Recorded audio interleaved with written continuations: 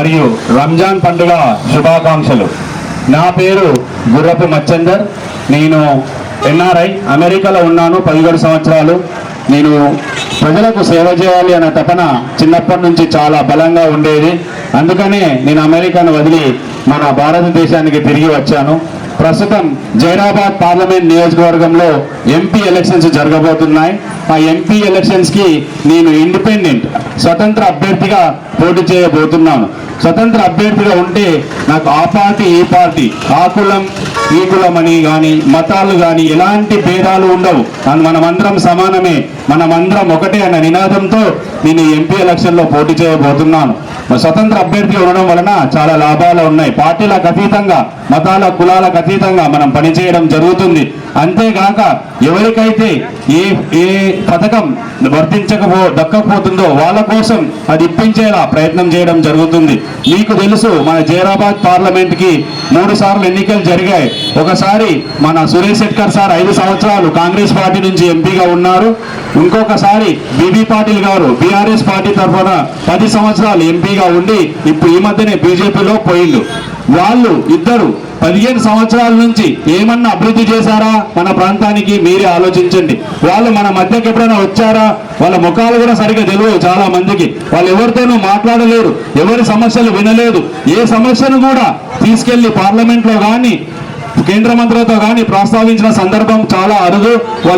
వాళ్ళకు జనాలకు, ప్రజలకు సేవ చేయాలి అన్న తపన ఏమాత్రం లేదు. అందుకని ప్రతిదీ కూడా నిర్లక్ష్యం వహిస్తూ మన జైరాబాద్ పార్లమెంటుని చాలా నిర్లక్ష్యానికి గురి చేయడం జరిగింది. మన జైరాబాద్ పార్లమెంటు మిగతా పార్లమెంటు పరిధి నిజామాబాద్ కానీ ఖమ్మం కానీ వాటితో పోలిస్తే మనం చాలా వెనుకబడి ఉన్నాం. ఇక్కడ చూస్తే మన గ్రామీణ ప్రాంతంలో 50% సగం కంటే ఎక్కువ మంది పేదరికంలో ఉన్నారు. ఇప్పటికీ కూడా వాళ్ళకు ఒక రోజు కూలీ పని చేస్తే గానీ పూట గడవని పరిస్థితి ఉంది. స్వతంత్రం వచ్చి 75 సంవత్సరాలైనా మన పేదరికం పోవట్లేదు. దీనికి అందరికీ కారణం ఎవరు అంటే మన ఎన్నుకోబడ్డ ప్రజాప్రతినిధులు, ముఖ్యంగా ఎంపీలు. వాళ్ళు ఎంతసేపు ఎంపీలు అయినాక వాళ్ళ లాభాల కోసం, వాళ్ళ కంపెనీల కోసం, వాళ్ళ కాంట్రాక్ట్ల కోసం, వాళ్ళ ధనార్జన కోసం, వాళ్ళ ఆస్తులు కాపాడడం కోసమే టైము, వాళ్ళకున్న సమయం అంతా కేటాయిస్తారు తప్ప ప్రజలకు సంబంధించిన సమస్యల పైన ఏనాడు కూడా వాళ్ళు ఎలాంటి పని చేయడం లేదు.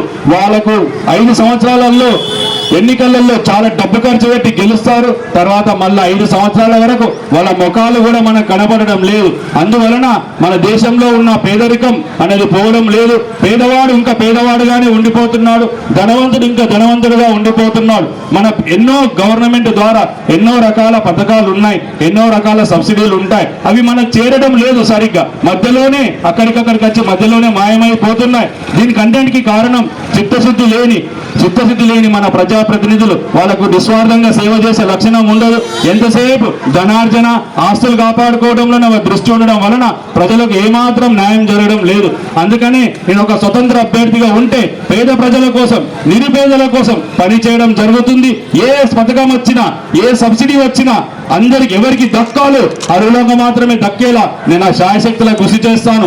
అంతేగాక ఏ సమస్య మన దృష్టికి వచ్చినా ఆ సమస్యను నేను 1కి 10 సార్లు ప్రధానమంత్రికి కానీ, పార్లమెంట్లో కానీ, కేంద్ర మంత్రులతో కానీ, రాష్ట్ర ప్రభుత్వంతో కానీ, ఇతర జిల్లా అధికారులు కానీ, మండల అధికారులతో నేను ఆ సమస్య గురించి చెప్పి ఆ సమస్య తప్పకుండా వెంటనే వేగవంతంగా పరిష్కారం అయ్యేలా నేను నా శాయశక్తుల మీ అందరి మద్దతుతో కృషి చేస్తానని మనవి చేస్తున్నాను. మనం ఇప్పుడు ఆల్రెడీ గెలిపించడం, సురేష్ శెట్కర్ సార్ని గెలిపించినాం, ఎంపీ చేసినాం. బీబీ పాటిల్ని బీఆర్ఎస్లో గెలిపించినాం, ఎంపీ చేసినాం. అలా గెలవలేని అనుకున్నాడో ఏమో, ఇంకొక అంగడికి పోయిండు, బీజేపీ అంగడి.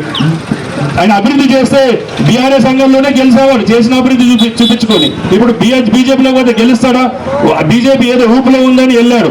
అంటే వాళ్ళకి ప్రజలకు సేవ చేయాలన్న ఏమాత్రం చిత్తశుద్ధి లేదు. వాళ్ళ వల్ల ఎలాంటి ప్రయోజనం లేదు. ఆల్రెడీ గెలిపించడం, వాళ్ళ పనితనం ఏందో మనకు తెలిసినాక కూడా వాళ్ళకు మనం ఓటు వేస్తే అది ఏమీ ఉపయోగం ఉండదు. వాళ్ళు మళ్ళీ కూడా 5 సంవత్సరాల దాకా వాళ్ళ ముఖం కనబడరు, మన ప్రాంతాలలో తిరగరు, మన సమస్యల గురించి పట్టించుకోరు. అందుకని ఈసారి మీరు ఈ ఇద్దరికి కాకుండా ఎవరికి వేయద్దు, ఒక స్వతంత్ర అభ్యర్థికి గెలిపించి చూడండి. తప్పకుండా మీ పక్కన నిలబడతా, మీ వీధులలో ఉంటా. స్థానికుడిని, నాది ఇక్కడే మన పుట్లం దగ్గర మా ఊరు మారడి గ్రామం, కల్లేరు మండలం, నారాయణఖేడ్ నియోజకవర్గం. నేను స్థానికుడిని. మీ అందరి మధ్యలో ఉండి, మీ అందరి ఒక బిడ్డలా ఉండి, మీ అందరికి సేవ చేస్తూ నిస్వార్థంగా సేవ చేయాలి, స్వచ్ఛందంగా సేవ చేయాలి, ప్రజల కోసం బతకాలి. ఇక్కడ ఉన్న ప్రజలు ఎన్నో కష్టాలు ఉన్నాయి, ఆ కష్టాలు తీర్చాలన్న నాకు తపన ఉండే ఈ రాజకీయంలోకి వచ్చిన అమెరికాను వదిలి. నాకు ఎలాంటి స్వార్థం లేదు, నిస్వార్థంగా సేవ చేస్తా. నాకు మీ మద్దతు ఇవ్వండి. నేను తప్పకుండా అన్ని రకాల సమస్యల మీద పోరాడి కేంద్రం నుంచి ఎన్నో రకాల నిధులు తీసుకొచ్చి ఇక్కడ అభివృద్ధి చేసి చూపిస్తా. అంతేకాదు ఎక్కడైనా కూడా న్యాయం కోసమే పోరాడతా. ఎక్కడ నేరం ఉన్నా మీ ముందు మీ అందరి మద్దతు నిలబడి నేరస్తులను కూడా జైల్లోకి పంపించే పరిస్థితి ఉంటుంది. ఎవరు దౌర్జన్యాలు చేయకుండా కూడా చూసుకుంటా. మీరందరూ నాకు మద్దతు ఇస్తే నేను అందుకే ఒక న్యాయం కోసం, సత్యం కోసం, ధర్మం కోసమే నేను ఎన్నికల్లో పోరాడుతున్నా తప్ప నాకు ఇంకొక స్వార్థం ఏమీ లేదు. మీ అందరికీ సేవ చేయాలి, ఇక్కడ ఉన్న పేదోళ్ళందరికీ బాగుపడాలి, వాళ్ళకందరికీ ఇల్లులు రావాలి, వాళ్ళందరికీ జాబులు రావాలి, వాళ్ళు వ్యవసాయం చేసినా మంచిగా లాభాలలో ఉండాలి, నష్టపోకూడదు. వ్యాపారాలు చేసినా లాభాలలో ఆర్థికంగా నిలదొక్కోవాలి, నష్టపోకూడదు. ఆ ధ్యాసతోనే నేను ఈ ఎన్నికల్లోకి వస్తున్నా తప్ప ప్రజల కోసం బతకాలి, ప్రజల బాగోగులు చూసుకోవాలన్నారు. ఒక చదువుకున్న విద్యావేత్తగా మీ ముందుకు వస్తున్నా తప్ప నాకు ఎలాంటి ఆస్తుల మీద కానీ ఎలాంటి దాని మీద కానీ నాకు ఎలాంటి ఉద్దేశం లేదు. నాకు ఒక్కసారి స్వతంత్ర అభ్యర్థిగా మీ ముందుకు వస్తున్నా. ఎన్నికల్లో